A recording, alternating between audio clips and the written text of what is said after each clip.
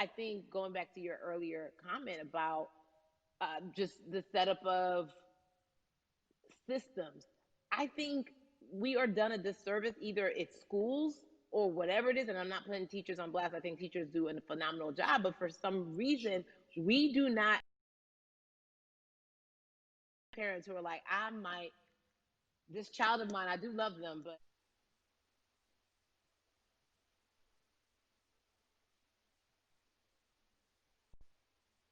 it's done because, again, when we talk about them, to your point, we talk about every 4 years. It's important to vote for the presidency. We don't realize, like, oh, snap.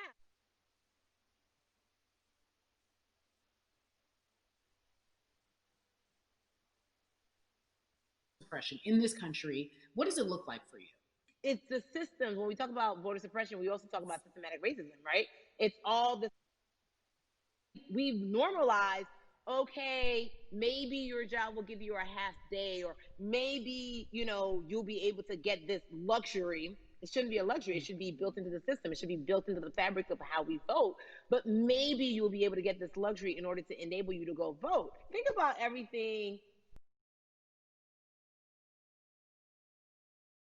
a black person has to endure in a day. So in a day, you need to get to work. If something happens to your car, if something happens to your child care, if something happens to, there's so many factors along the way that can send you into a tailspin as an American. And then you add on as a person of color.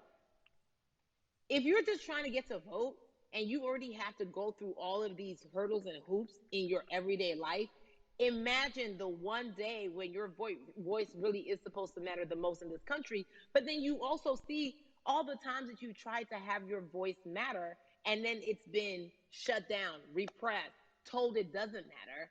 And then you're kind of like, what's the point?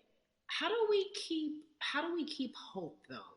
If I'm watching this right now, I how do we as a people stay hopeful? How do we believe in the promise that these quote unquote forefathers have given us? Because have you met black people?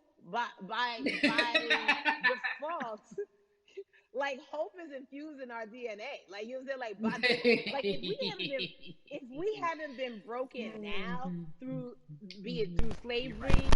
through You capitalism, like it? through Give it to me. colonization, through segregation, through You I like to mean, play?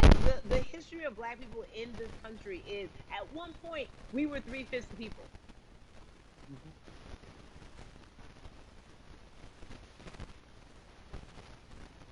Black girl magic. We are black boy joy.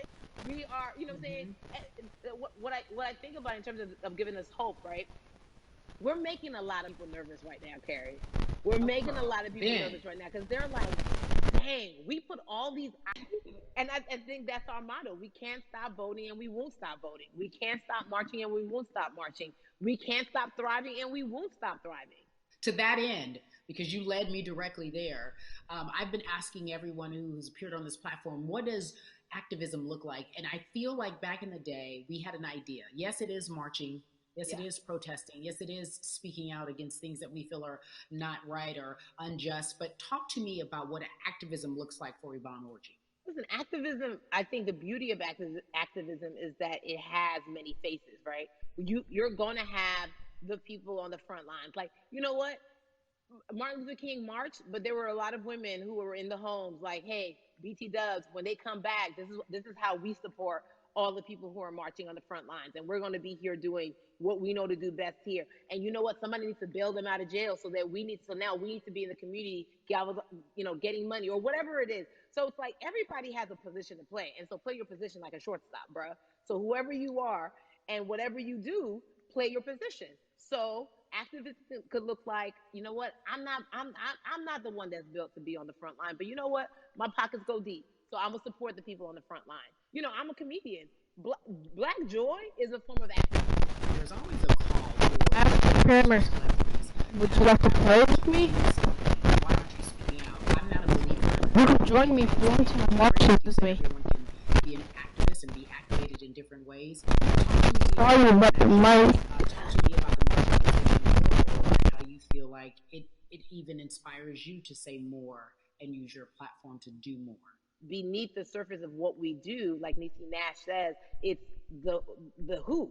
right? The who is the person who's going to be like, hey, let me call this out. Either blind racism in terms of overt racism, in terms of ways that we can be better, in terms of ways that we can actually be more uplifting to the community that you may not even realize that you're serving. Before I let you go, talk to me about the urgency, in your opinion, for people to vote, our people to get out and vote this coming election.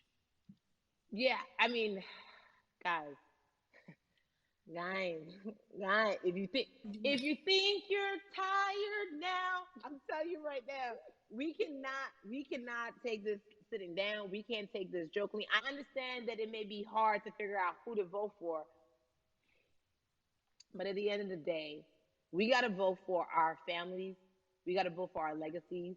We got to vote for continued progress. We have to vote for upward mobility. We have to vote for equality in a way that is long lasting. And if we succeeded before, we can do it again. You talk about the whole. This is the time.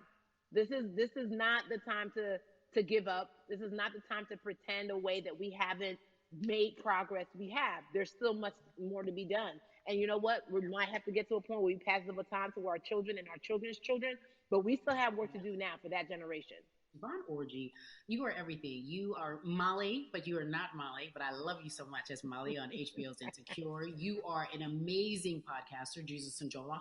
Shout out to Lovey. And then we also have movies. Like you, The World, you're a model, a cover model. Also, wait, don't let me forget your hugely successful stand-up comedy special on HBO. Girl, you're doing it all. And I am so grateful. You are truly the dream, not just the American dream. You're the black girl, brown girl, do it all dream, the immigrant dream, everything. You're a beautiful, beautiful soul.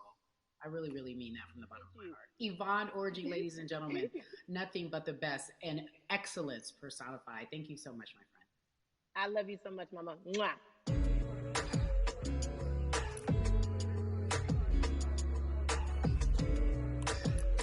Yeah, la la. So Atlanta has been one of the hotbeds in terms of political unrest and social injustice. We've seen so much happen in that city, and we've also seen so much come from that city, including one of our very own founding fathers of the civil rights movement, and that's Martin Luther King Jr. But right now, we want to welcome in someone who has used his platform to talk about voting, to talk about racial injustice, and how he's trying to help. Atlanta's very own Russ joins us now on We the People. Russ, I'm not going to fan out and tell you what some of my favorite songs were that I listened to repeat on yours. We're going to get to the topic at hand. So we got to talk about, recently you did an interview where you shared your outlook on culture and music. And you also were very candid about the fact that you have a privilege and that it's necessary for you to give back. Tell everybody about what that means. It's very obvious I'm white and I'm in Black culture and I'm benefiting financially off of it. So I feel like if you're a white person financially benefiting off of Black culture, you have to put finances back into Black culture.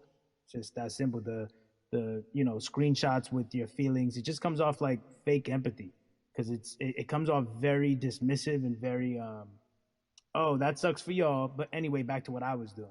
Have you felt that way always, or is it now because of the time of where we are in this country?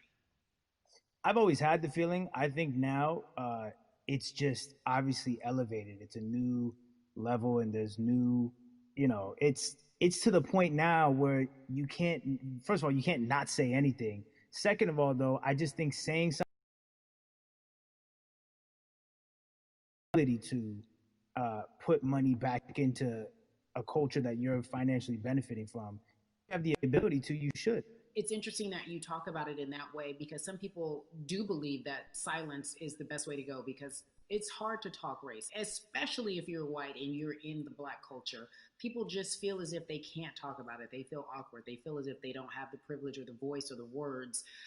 How do you find yourself right now in terms of interacting with people when they want to talk to you about social injustice, police brutality? What's going on in this country right now? Well, first of all, picking and choosing whether you want to be silent or not about race, that's a privilege in and of itself. But no, I mean, I try to just do my best to listen to the Black people around me and the educated Black people I have in my life. So I do my best to not act like I have all the answers for everything, especially in a culture that I'm not from.